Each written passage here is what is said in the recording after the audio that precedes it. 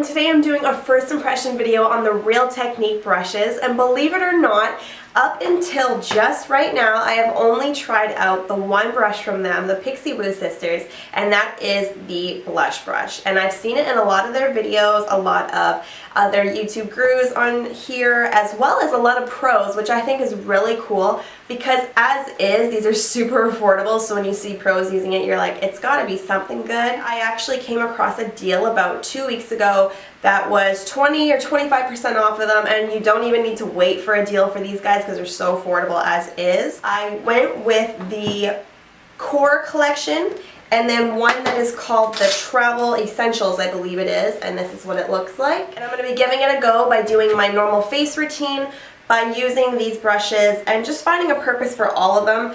I also got one that really caught my eye. It was the Silicone liner brush, and I thought this has to be cool because a lot of the liner brushes, when you're putting them on, the hairs will fray, so I thought that must be the purpose of this. And what I find really cute about their packaging is that you can actually use this as a little stand, like on your dresser or on your makeup table, by just squeezing that together, and then you got like a little stand for your brushes. How convenient. So normally to start off with my foundation, I would use something like this guy right here. It's a buffing brush, but I'm going to mix things up a little because this little cute set comes with a foundation brush, and I actually really like the size of this brush because some of the ones that are like the typical old school foundation brushes are really thick and wide, and this one is just, you feel like you're really getting the product on the face. The only thing with these smaller brushes that I notice is that it takes you a little bit longer to do the foundation application. So I kind of feel like I'm going back and forth trying to get rid of the brush strokes. So this is normally where I would go in with a beauty blender to start buffing it out and making it look flawless, but I'm going to be using the buffing brush and do exactly what that says and just start going over those lines and buffing it all into the skin so it looks very even. I really like the size of this one because I feel like it's not too wide that it just pushes the foundation around, but it's actually getting in there. It's not soaking up the foundation because a lot of the buffing brushes I find will do that, but this one is pretty dense enough that it won't, so I like that. And then to set the foundation, or with like my powder, I'm going to be using this one, which is the multitask brush. So this one I would assume would be really good for, I'm just taking my powder, would be really good for powder distribution or blush, maybe bronzer. That would probably be a really great bronzer brush. It's very soft. I like this one a lot. And what I really like about this so far is normally the first couple times you use a brush it might start shedding. This, I haven't noticed a single hair or had to go and move anything, because that's really annoying if you're doing somebody's makeup and you're having to go in and like pick out all the little bristles or strands that have come out from the brush. It just doesn't look good and it's annoying. It slows the purpose down, or the process down. I really like that one, the multitask brush. And let's see, while we're doing complexion, I'm going to do concealer. This one is one that I've been really curious about, the pointed foundation brush. So I personally wouldn't recommend actually doing foundation with this. The reason why they make a lot of brushes this shape is so that you can get around your nose really easily, or in my books, do under the eyes because it's pointed and it's slim. What I'm going to do is use that underneath my eyes. Ooh! It's stiff enough that it has control, but wow, that holds a lot of product. But it's blending at the same time. Oh my goodness, I like this one too. With a brush like this, when you're doing under eye concealer as well, and around these sensitive areas like around the nose, around the chin, you want to be able to get around these spaces really good because it's, you know, much smaller than the rest of the face, but you need these kind of brushes to have the stability to put the product on but not be like flimsy, if that makes sense. And this one's perfect for that. You know, sometimes with concealer you really just need the warmth of your finger to start blending it in, but this one has done an absolutely amazing job at blending it all in, not moving the foundation. Like sometimes you put on the, or sorry, concealer, sometimes you put on the concealer and it's just moving it around, but it's not actually keeping the product where you need it to, but this did. I did use my Kevyn Aucoin's Sensual Skin Enhancer, which does help because that's a very good coverage concealer, but I really like this one. This is like probably my favorite so far. So I'm just going to go back in with the multitask brush, the one I just used before this, and just set underneath my eyes.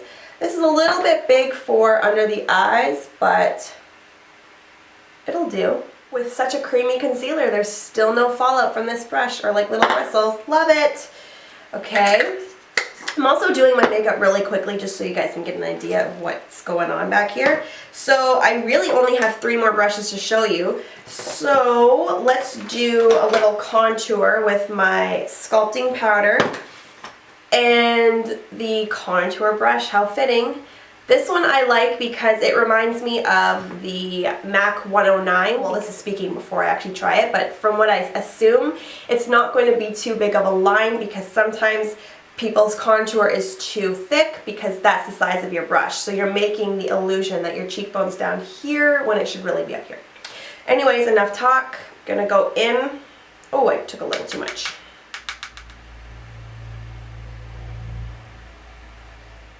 Not bad. It's a very smooth application.